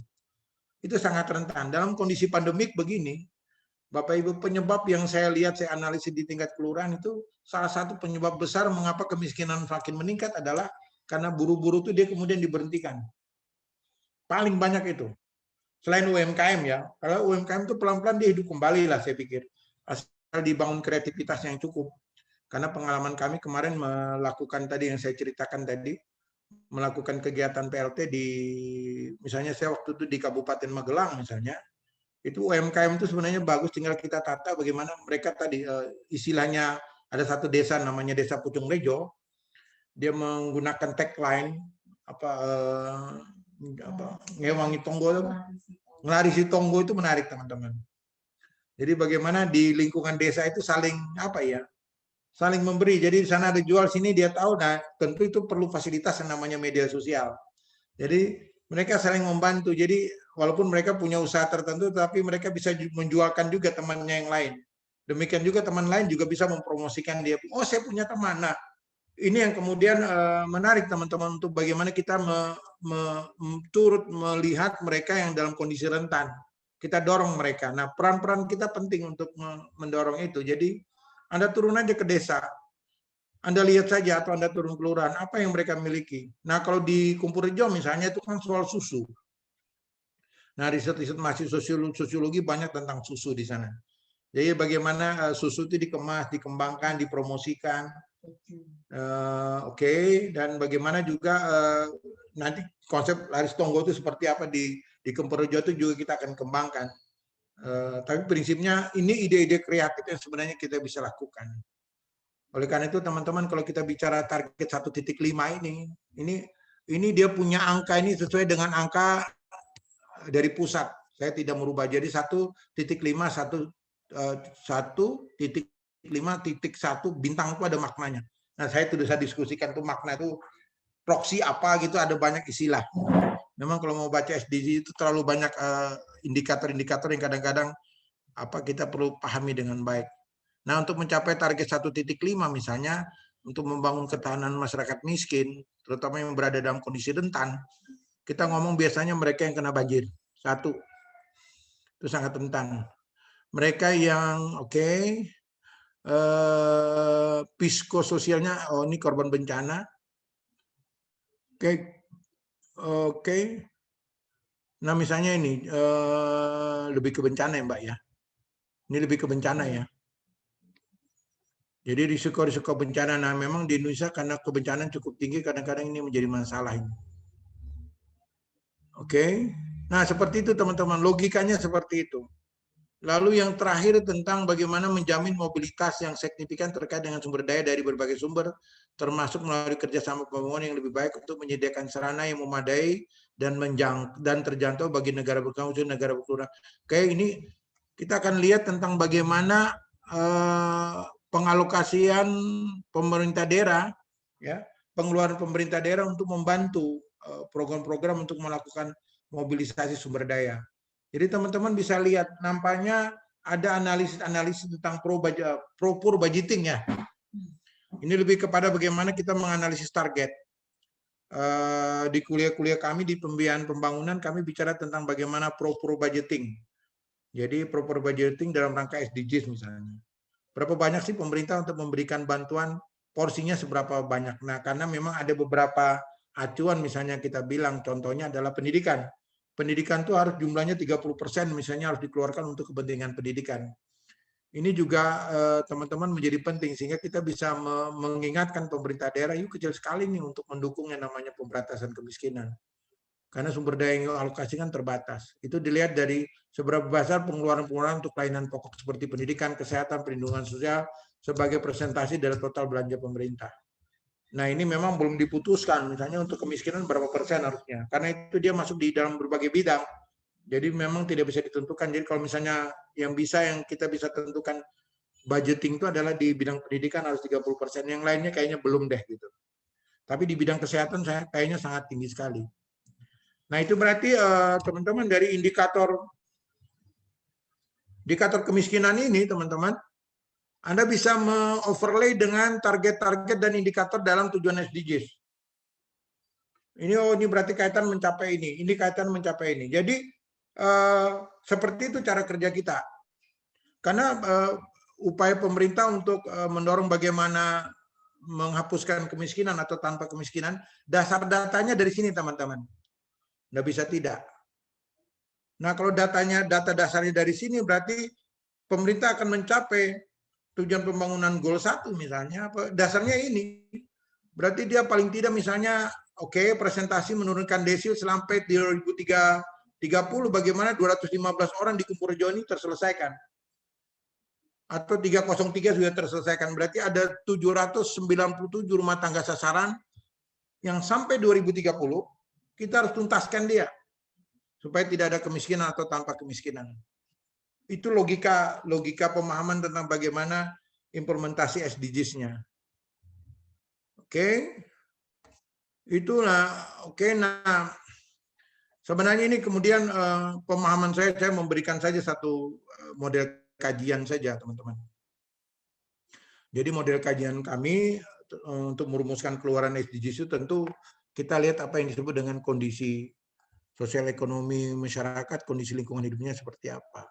Lalu kami biasanya menyebut kondisi existing Kelurahan Kumpurjo. Nah, dari kondisi existing ini kira-kira capaian pembangunan SDGs seberapa banyak di Kumpurjo. Jadi kami menilai dulu mana yang sudah berhasil, mana yang tidak. Lalu kita lihat masing-masing pilar pembangunan itu. Kira-kira mana? Apakah pembangunan ekonomi yang belum tercapai? Apakah pilar pembangunan sosial yang tidak tercapai? Atau masih terkait dengan pilar pembangunan hukum dan tata kelola misalnya. Lalu kita lihat aset-aset livelihood-nya. Sumber daya manusianya memungkinkan nggak? Sumber daya alamnya ada nggak? Lalu sumber daya fisiknya memungkinkan, terutama infrastruktur dan sebagainya. Sumber daya sosialnya seperti apa? Lalu keuangannya mereka seperti apa? Lalu kita rumuskan satu konsep yang namanya kelurahan SDGs. Tentu berprinsip pada 4 hal. Kelurahan SDGs modelnya Kota Salatiga itu harus inklusif, harus aman, harus tangguh, dan berkelanjutan.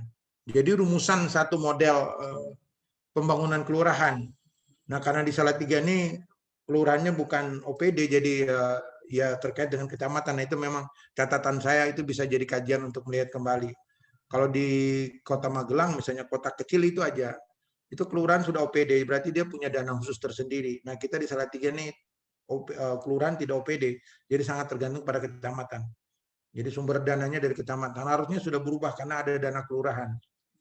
Ini contohnya teman-teman, saya kasih aja secara singkat metodologinya. Ini kalau kita mau kupas menarik, bagaimana kajian ini kita bisa pakai untuk melihat implementasi dari tujuan pembangunan atau capaian dari SDGs.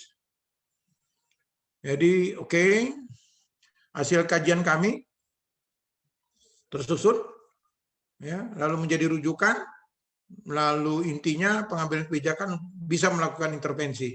Nah, jujur untuk mengharapkan intervensi ini ternyata tidaklah mudah gitu. Walaupun sudah ada, tapi paling tidak OPD yang terkait itu bisa memahami dengan baik. Kira-kira hal apa, nanti saya tunjukkan bagaimana kemudian programnya. Lalu materi dalam kajian yang kami lakukan, pemetaan terhadap isu strategis, oke.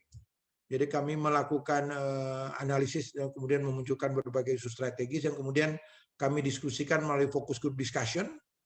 Lalu kami melihat juga produk-produk knowledge identity yang memungkinkan untuk mendorong bagaimana kelurahan Kumpurjo bisa tanpa kemiskinan sampai 2030.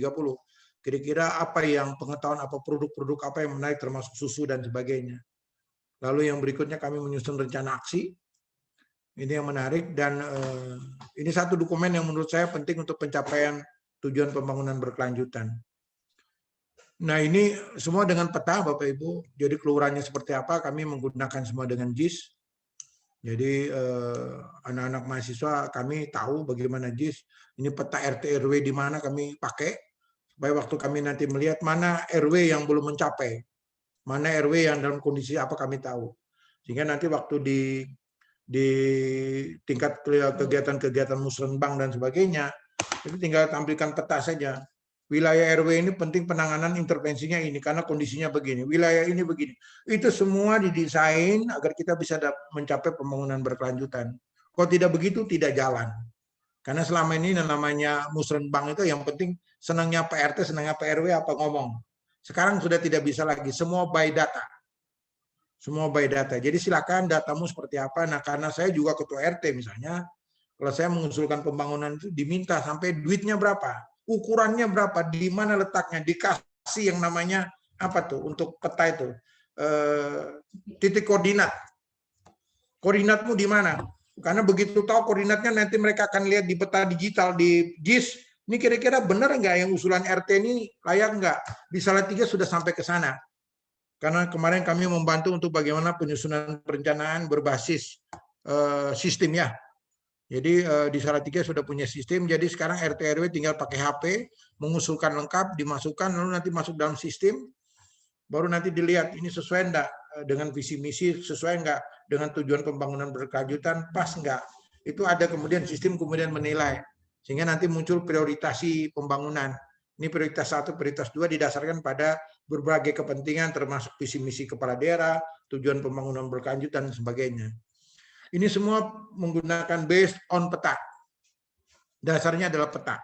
Jadi kalau saya gambarkan, oke, ini sebaran kemiskinannya seperti apa? Oke, saya lihat. Misalnya yang paling banyak adalah di warna hijau, ada 130 kakak misalnya. Oh, dia berada di RW 1. Kepala saya udah jelas. Paling banyak adalah di RW 1, disusul di RW 4. Warna apa nih?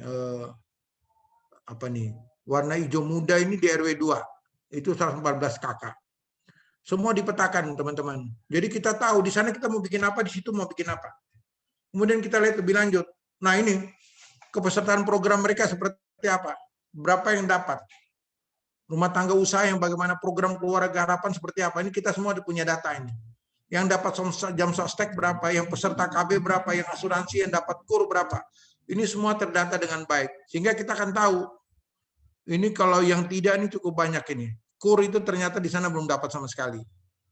Jadi kita akan tahu nih, teman-teman, yang dapat berapa dari 200 sekian orang, lalu kemudian kalau kita lihat, kita akan overlay dia. Ini jumlahnya berapa nih? Jadi kalau kita lihat 1000 sekian, mana yang peserta KB itu berarti yang dalam kondisi hamil, kita nonton itu. Ini semua kita punya data. Sehingga bagaimana menjamin ibu hamil itu bisa terlayani. Paling tidak adalah dengan ukuran peserta KB. Kalau dia peserta KB pasti dia terlayani. Asumsi itu dibangun.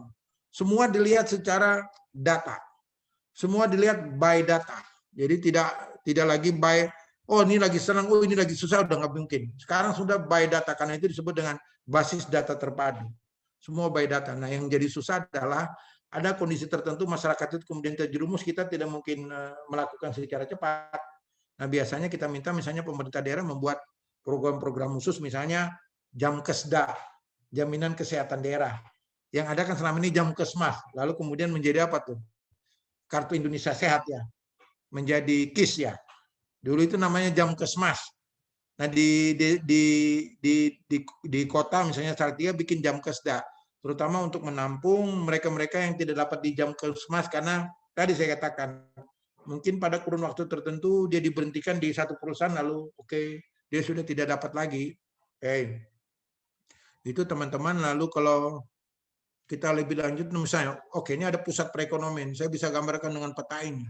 Ternyata pusat perekonomian itu ada di RW 7, di RW 6, dan di RW 3. So, dilihat. Ketiga wilayah itu ternyata dia melewati sepanjang jalan yang menghubungkan Solo Semarang. Jadi jalan lingkar Salatiga. Sektor perdagangan dan jasa menjadi menarik. Ini kita mulai pikir. Jadi kalau kita mau dorong mereka, kita lihat potensi mereka. Ini memungkinkan kemana ini. Sehingga waktu kita memberikan rekomendasi itu jelas. Apa yang mau kita berikan. Lalu ini peta yang lain lagi. Usaha peternakan Kelurahan Kumporojo, pusatnya di mana? Kita lihat, ternyata masih banyak peternak ya di Kumporojo. Jadi ada yang disebut pusat peternakan sapi maupun kambing di Kumporojo di RW 5. Nah, peternakan intensif itu justru di RW 5 dan RW 8. Usaha ternak yang ada di rumah tangga ada di RW 6, 7, 9, dan 10. Semua teridentifikasi, teman-teman. Sehingga kita mau mengintervensi apapun, oke.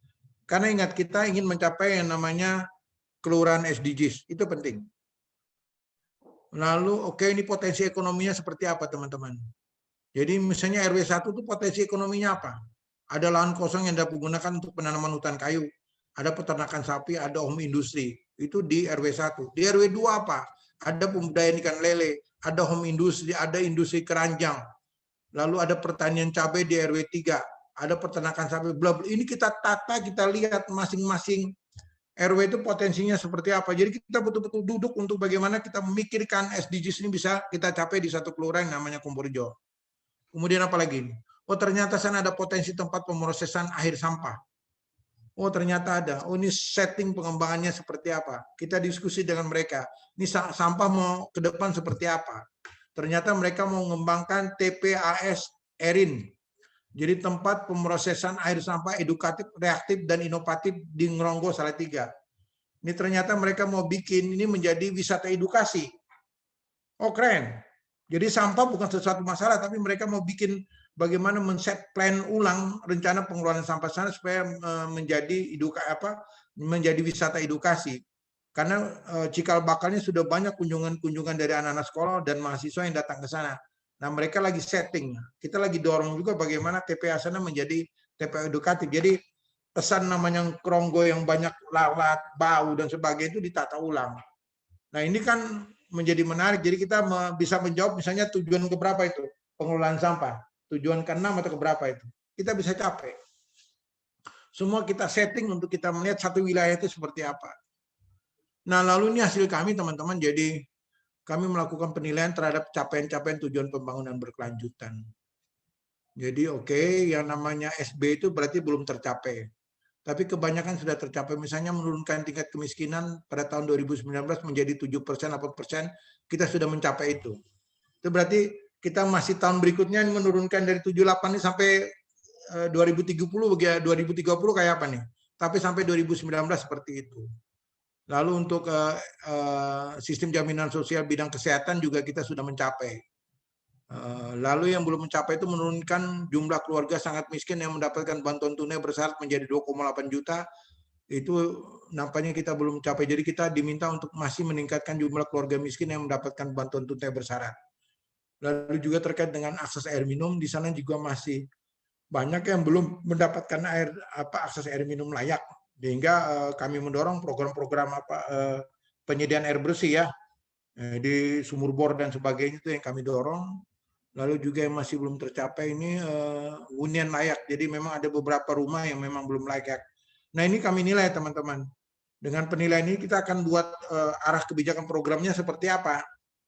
Lalu muncullah seperti ini. Bagaimana kita harus lakukan, program kegiatannya seperti apa, OPD mana yang bertanggung jawab. Ini menarik. Kita bisa duduk bareng-bareng. Nah, Ibu Sri ada, Bu Sri juga sedang menawarkan kepada kita beberapa program yang terkait dengan capaian-capaian tujuan 1 itu. Jadi persoalan-persoalan apa tadi, disabilitas, persoalan-persoalan apa. Nah, kalau memang itu saya setuju itu Bu Sri dan bisa dilihat, tapi dalam konteks yang lebih spesifik mungkin di satu wilayah, supaya kita tahu capaiannya seperti apa.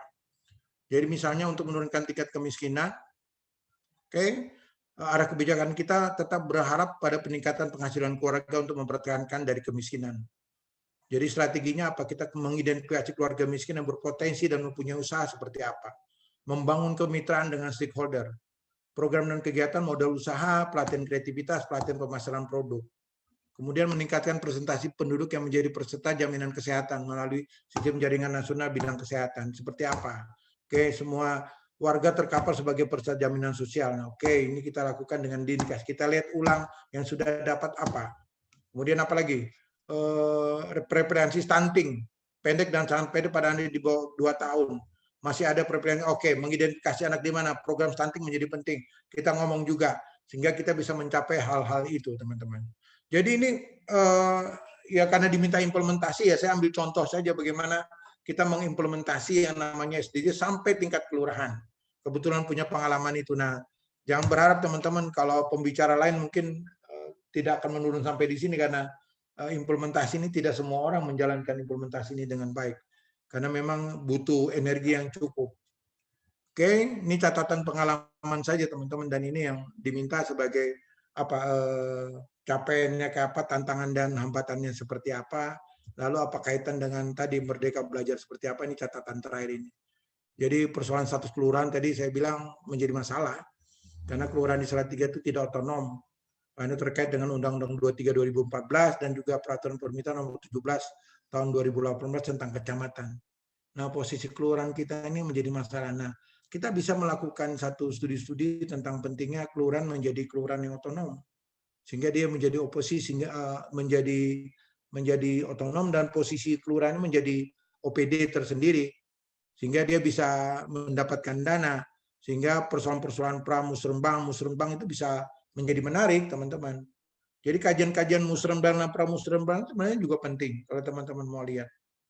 Lalu kemudian indikator-indikator capaian SDG, khususnya pencapaian kelurahan tanpa kemiskinan, itu perlu dilihat secara multidimensional, antara dimensi, jadi saling terkait, interrelated, dan saling mengunci atau interlocking, dan secara kontekstual. Nah, itu yang penting.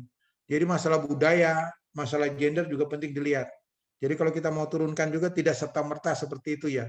kita perlu melihat kontekstualnya seperti apa. Jadi tidak serampangan gitu. Karena itu perlu dikaji indikator yang kontekstual untuk pencapaian tujuan pembangunan berkelanjutan. Jadi menurunkan istilah pada tataran masyarakat yang sesuai dengan budaya juga itu menjadi penting. Nah, kami belum sampai di sana, teman-teman, terus terang, tapi itu menjadi penting. Lalu yang lain, oke, pendamping kepada staf di tingkat kelurahan menjadi penting untuk meningkatkan kapasitasnya. Jadi staf di kelurahan itu karena kerjanya di kelurahan itu pikirannya cuma administrasi. Sekarang sudah tidak bisa administrasi lagi. Sekarang sudah harus jadi perencana. Nah, ini yang kemudian kita harus bisa dampingi mereka. Lalu melakukan pemberdayaan masyarakat dengan model seperti ini, saya kira ini soal konsep yang namanya sustainable livelihood yang tadi saya katakan, sehingga ini menjadi penting. Jadi kita melihat risiko, kapital, peluang, aset politik, alam, budaya, ekonomi dalam konteks yang namanya capaian SDGs ini menarik, teman-teman. Lalu ruang mahasiswa untuk memiliki peluang untuk melakukan kegiatan secara mandiri dalam memanfaatkan konsep Merdeka Belajar sangat besar menurut saya. Sangat besar dan besar sekali. Jadi tergantung, kalau memang mau betul-betul turun, silakan Anda melakukan banyak hal kok. Data nanti kalau memang mau, oke. Nah, sebenarnya di studi pembangunan itu punya pusat yang namanya pusat pembangunan berkelanjutan ya. Nah, karena saya tidak menjadi anggota itu, saya tidak tahu sebenarnya mereka yang harusnya mempunyai banyak informasi terkait dengan pelaksanaan tujuan pembangunan berkelanjutan. Jadi mungkin kalau saya berpikir itu pusat-pusat bisa menjadi pusat informasi juga agar kita bisa mendapatkan banyak hal. Saya kira begitu teman cerita saya, hostnya, teman-teman BKHI yang saya bisa berikan. Saya tidak tahu, semoga ini bermanfaat, tetapi ini mau dibilang hasil penelitian ya iya juga, mau dibilang juga keluhan-keluhan yang saya hadapi juga iya gitu ya. Frustasi saya juga mengerjakan ini juga yang kemudian hanya 1-2 yang diimplementasikan iya juga gitu. Tapi paling tidak saya mau berbagi. Terima kasih banyak. Silakan kita diskusi. Saya sudah menggunakan waktu 1 jam lebih 5 menit. Terima kasih, Tuhan Yesus memberkati. Saya kembalikan. Baik, terima kasih banyak untuk Pak Royke atas presentasinya. Thank you very much, Pak Royke, for the presentation. So we will continue our session. Kita lanjutkan ke Q&A session.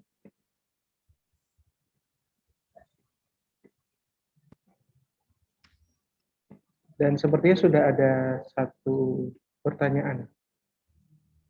Saya langsung bacakan saja untuk Pak Royke. Pertanyaan pertama dari Ibu Sih Natalia Sukmi.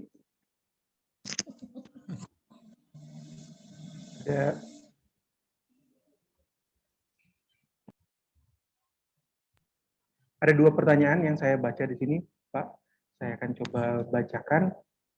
Ini terkait dengan topik disertasi yang sedang dikerjakan oleh Bu Natalia, yaitu dengan goal 1 dan 11. Yaitu yang pertama, kritik terhadap SDGs dari IAEG mengatakan bahwa secara internasional masih banyak indikator-indikator yang belum terbentuk.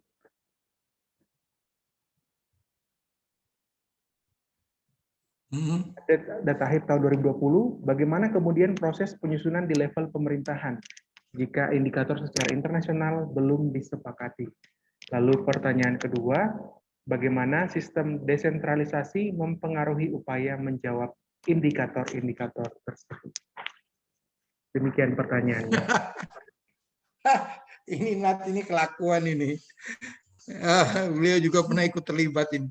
Tapi baik teman-teman. Nah, soal kesepakatan internasional, saya pikir sampai saat ini kita tetap bertahan karena mereka belum melakukan evaluasi. Walaupun ada beberapa indikator yang memang masih tarik-menarik, terutama indikator-indikator yang sensitif. Tapi kalau soal kemiskinan, saya pikir clear ya. Karena apa yang kita lakukan di Indonesia, ya, terutama terkait dengan upaya penanggulangan kemiskinan, itu apa yang kita lakukan sudah menjadi contoh secara internasional.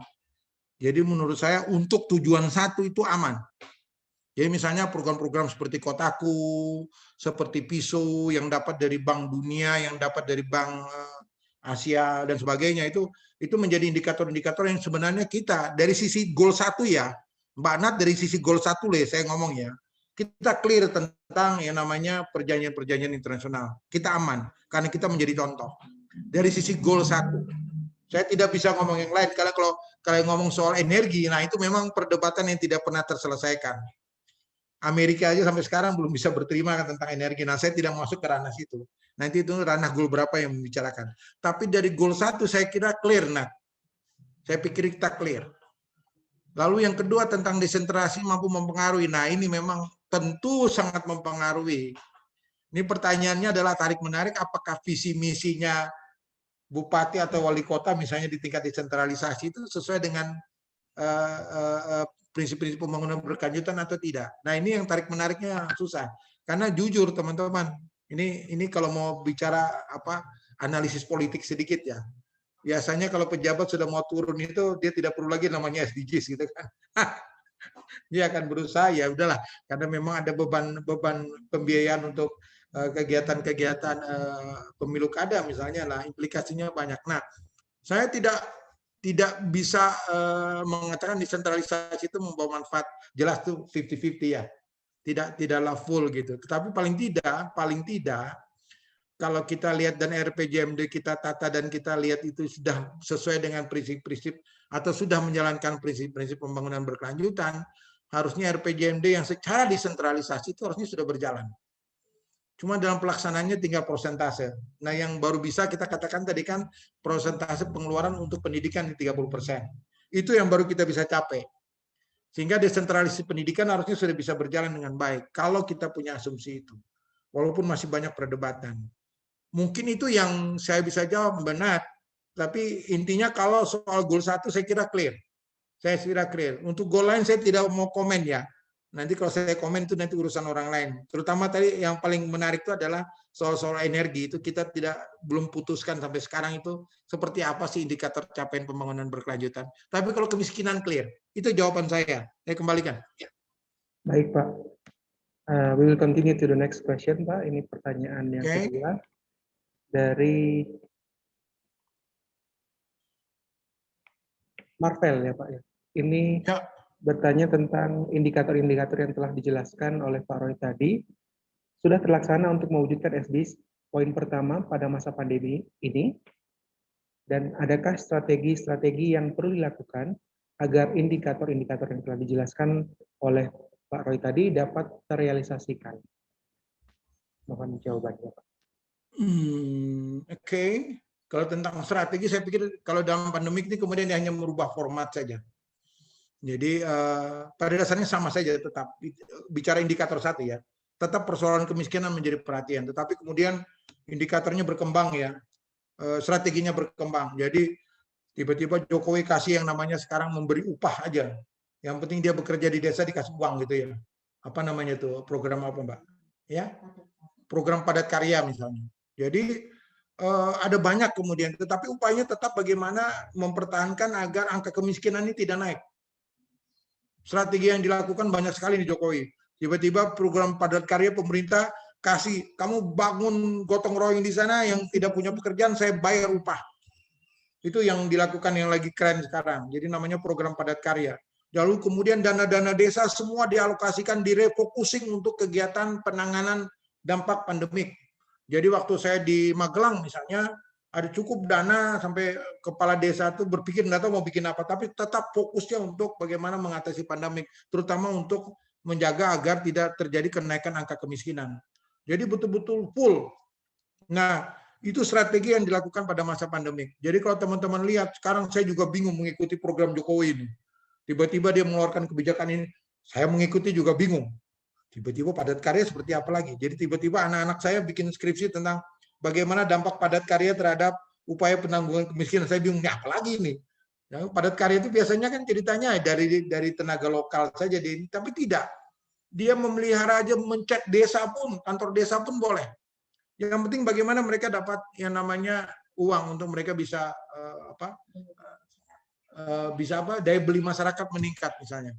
Jadi strategi-strategi itu yang dibuat. Nah, bagi kita di universitas yang memang jujur, kita belum turun-turun betul nih dengan pandemik ini. Saya jujur, saya belum turun-turun betul nih. Jadi sejak pandemi itu, saya tidak berani turun-turun ke desa, jujur. Sehingga saya tidak tahu apa yang harus kita lakukan. Tapi minimal kemarin kami mulai dengan kegiatan-kegiatan PLT itu ada yang kami lakukan. Jadi strategi promosi desa, strategi mengidentifikasi potensi dan sebagainya, itu yang kami lakukan. Sehingga saya pikir dia tetap terrealisasi. Nah, sehingga dana-dana di Pemda juga di kota misalnya refocusing, jadi tidak boleh lagi anggaran-anggaran yang tidak fokusnya untuk menyelesaikan masalah-masalah yang namanya pandemi. Jadi semua diarahkan teman-teman.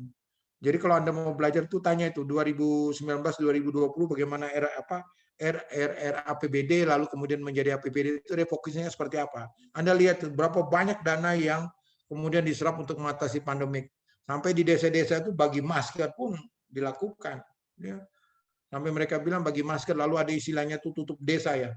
Jadi pembangunan dana-dana desa itu ya digunakan untuk bagaimana desa itu kemudian bikin pagar supaya waktu tertentu tidak boleh masuk, lalu bikin yang namanya apa? Satgas Covid di tingkat desa misalnya. Itu ada dananya dan itu digunakan dari dana desa. Kalau di Salatiga dengan dana kelurahan. Dan dana-dana kelurahan itu ya dibikin, jadi kalau Anda lihat sampai tingkat RT RW itu jangan ada pelang-pelang itu produk dari dana kelurahan ya. Kalau kita pernah dapat tuh dana kelurahan itu kalau tidak salah setiap RW itu 50 juta. Jadi pada masa pandemik itu yang digunakan. Lalu kalau ada warga kita yang kena COVID, semua warga kita punya dana itu loh, kita beri mereka untuk menjaga isolasi mandiri bisa jalan dengan baik. Tiap hari kita kasih makan misalnya. Nah itu semua untuk mengatasi bagaimana soal-soal kesehatan menjadi hal utama juga dalam rangka pencapaian tujuan pembangunan berkelanjutan. Nah, kan itu Indonesia lumayan pada urutan ke-7 ya tentang vaksin dan sebagainya, itu kita cukup lumayan di hadapan dunia internasional, teman-teman. Itu mungkin yang saya jawab moderator atau host. Jadi jalan sih strateginya gitu dengan treatment yang kadang-kadang menjawab secara cepat. Jokowi inginnya cepat-cepat gitu ya. Jadi cepat-cepat lalu ya jalannya begitu. Mungkin itu yang saya bisa jawab. Terima kasih. Baik, terima kasih untuk tanggapannya, Pak. Kita lanjutkan ke pertanyaan selanjutnya. Pertanyaan selanjutnya dari Ibu Iren Meitiniarti. Bu Iren. Terkait dengan TPA Ngronggo, jika berminat untuk ikut berpartisipasi untuk kejelasan program yang sudah berjalan, bisa menghubungi siapa ini, Pak Roy? Bisa di... Boleh, Bu. Kasubditnya siapa tuh Kasubdit? Kepala UPT ya, Kepala Unit Pelayanan Sampah. Itu kalau tidak salah Pak Petra. Nanti Bu Iren WA saya saja, nanti saya kasih. Beliau lagi tren sekarang untuk bagaimana mengembangkan sampah-sampah di tingkat masyarakat ya. Di tingkat RT apa RW itu? Bank sampah di tingkat RW. Jadi sekarang Dinas Lingkungan Hidup melalui UPT itu melakukan upaya kreatif. Jadi silakan sampah-sampah seperti plastik, sampah-sampah apa itu, kertas itu mereka minta dikumpulkan aja di RT, lalu nanti Dinas Lingkungan Hidup mengambil. Kemudian itu ditata jadi supaya mengurangi yang namanya tidak bisa terurai itu mereka blok, lalu mereka beli sampah dari masyarakat itu lewat PKK kalau tidak salah. Itu di Blotongan, kemudian ada di beberapa wilayah, Bu, itu menarik. Jadi bank sampah masyarakat itu dilakukan supaya dia mengurangi beban dari TPA. Nanti baru di TPA mereka kelola itu bagaimana pengelolaan plastik dan kertas itu untuk mereka kelola lebih lanjut. Itu yang lagi tren berjalan untuk merumuskan yang namanya sampah edukasi dan wisata edukasi dalam konteks sampah. Boleh Mbak Irin, nanti ketemu aja namanya Pak Petra ya. Beliau kepala unit UPT, unit pelayanan terpadu ya, sampah Ngronggo. Mungkin itu Bu Irin saya jawab. Baik, terima kasih untuk tanggapannya Pak Royke. We will continue to our next question. Kita ke pertanyaan selanjutnya Pak dari Bu Antik yang ingin belajar dari Pak Royke bagaimana menurunkan kemiskinan. Menurut Pak Royke, problem besar apa yang paling mendasar dan yang paling penting untuk dirubah sehingga bisa menurunkan kemiskinan itu tadi? Mohon tanggapannya Pak. Ibu Anti ini kelakuan ini. Ya konsepnya tetap pemberdayaan ya. Jadi kita dayakan rumah tangga yang menjadi sasaran itu dia bisa mandiri. Itu konsep besarnya. Tapi kita harus lihat secara spesifik mana yang dia kurang berdaya. Kan itu data membantu kita sejak awal. Lalu kita menata potensi dan permasalahan yang dihadapi. Karena itu saya bilang itu kan by name by address. Jadi kita akan tahu masalah masing-masing. Jadi kalau mau ditanya itu, lalu kita berdayakan mereka dari sisi apa? Memang peran kita kemudian bagaimana kita memfasilitasi rumah tangga ini biar dia dapat akses terhadap pelayanan-pelayanan dasar itu. Kalau memang dia belum mendapatkan apa yang namanya jam kesnas itu atau jam kesda atau kartu Indonesia Sehat atau Argona Pintar, ya penting kita usahakan untuk bagaimana mereka bisa mendapatkan, karena itu hak-hak mereka. Jadi yang paling penting adalah memang kita butuh orang sebenarnya, kalau mau jawab lagi. Butuh orang di tingkat kelurahan yang memang mau berdarah-darah, atau kita butuh aktor sebenarnya. Jadi saya benar, pada kesimpulan saya memang kita butuh aktor. Nah, saya di Kumpul Joni minta maaf teman-teman, karena palurannya cukup agresif, sangat agresif. Dan mau kita berdarah-darah sampai malam kita turun, kita memang butuh aktor. Di masyarakat saya belum menemukan. Jadi kalau Bu Anti tanyakan, pemberdayaan paling penting adalah pemberdayaan dari mereka, untuk mereka, dan oleh mereka. Jadi carilah aktor di dalam masyarakat itu yang bisa memfasilitasi. Nah, kita tinggal datang, mengkoordinasikan saja dengan aktor, itu pasti dia berjalan. Jadi beberapa pengalaman yang saya ikuti di beberapa kabupaten kota lain di Jawa Tengah misalnya, ternyata aktor menentukan. Beberapa desa wisata dan sebagainya di Magelang misalnya, ternyata harus ada aktor. Termasuk waktu saya menjalankan ngelaris itu Tonggo itu aktornya Pak Desa sendiri. Ini Pak Desa bilang kudu ngene nih. Ini tetangga kudu bantu tetangga, piye carane Pak.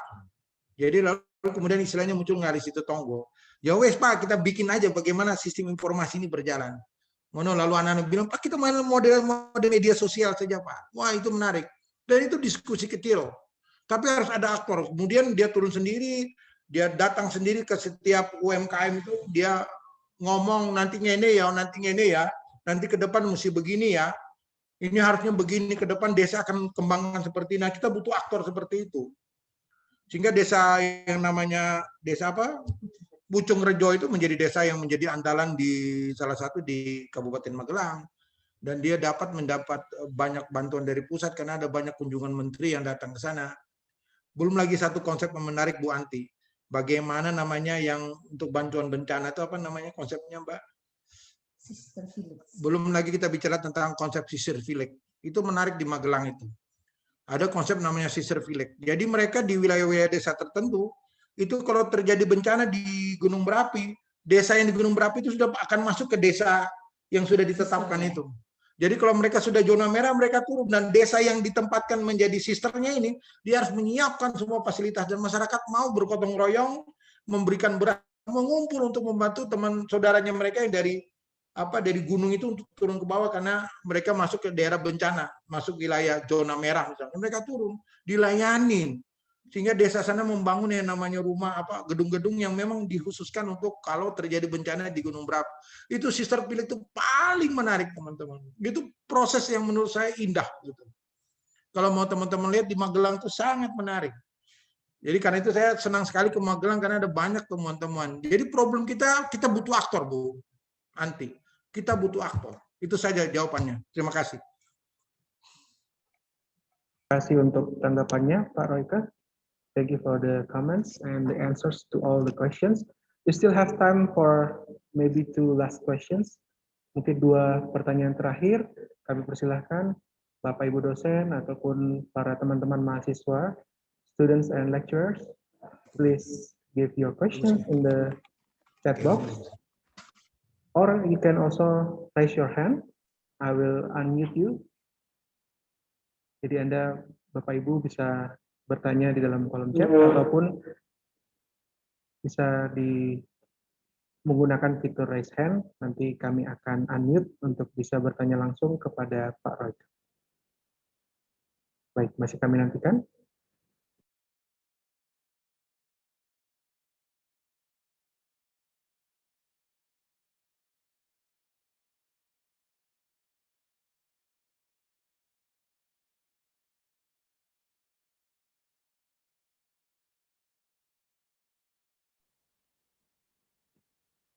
Once again, if you still have questions, you can ask in English.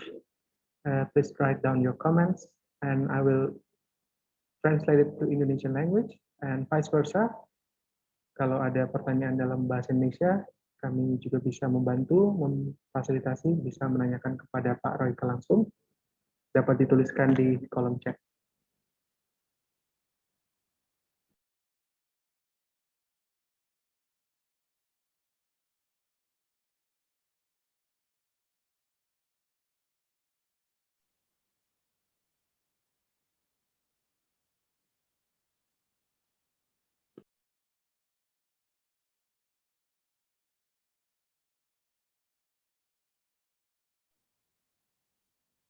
So it seems that there is no other questions. Tampaknya sudah tidak ada pertanyaan lainnya.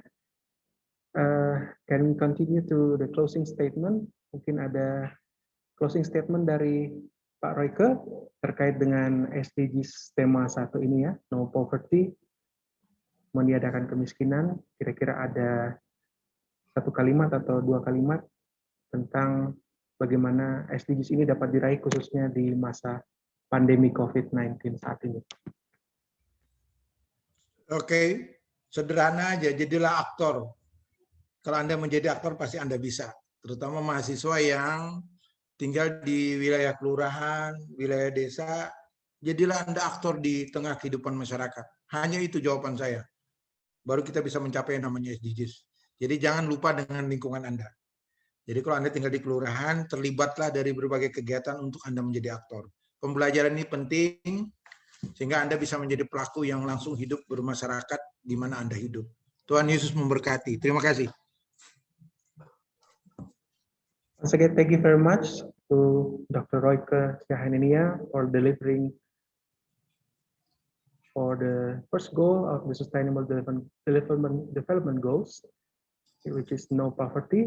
Sekali lagi kami ucapkan terima kasih kepada Dr. Royke Robert Syahaninia, MSc selaku Dekan Fakultas Ilmu Sosial dan Ilmu Komunikasi yang sudah memberikan sedikit insight dan gambaran mengenai tema SDGs yang pertama.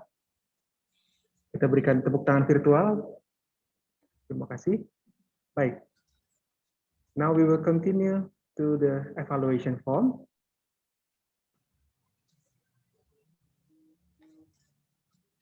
We have shared the evaluation form, link for the evaluation form, also in the chat box. Mereka mengisi langsung sertifikat dikirim. Jadi ada 17 sertifikat.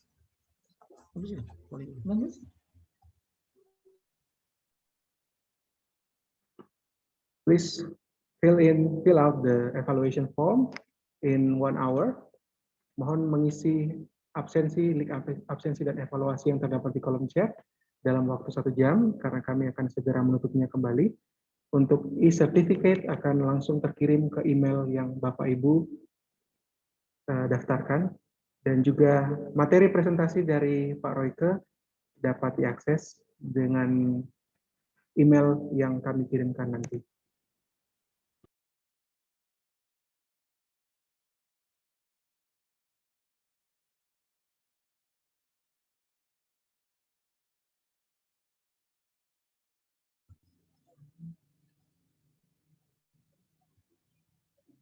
Host, saya boleh keluar ya? Saya izin dulu mendahului. Baik, Pak. Boleh? Thank you. Terima kasih banyak. Ya, oke, saya come back home dulu. Bye-bye. And we will see you all on the next series of SDGs webinar. Sampai bertemu di seri webinar SDGs pada hari Jumat mendatang, di mana kita akan sampai di topik atau goal yang kedua.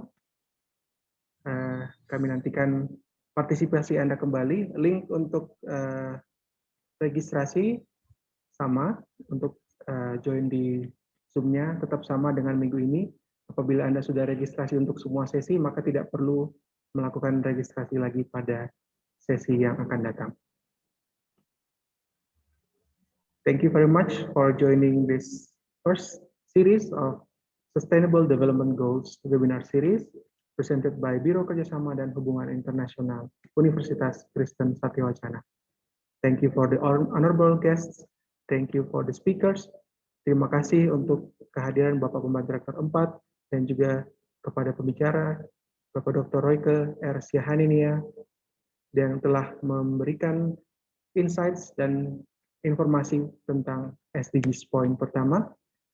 Terima kasih juga atas kehadiran Kepala Biro Kerjasama dan Hubungan Internasional UKSW, dan juga kepada Bapak Ibu dosen yang terhormat, dan juga teman-teman mahasiswa. Selamat sore, selamat beraktivitas. Thank you and have a nice weekend.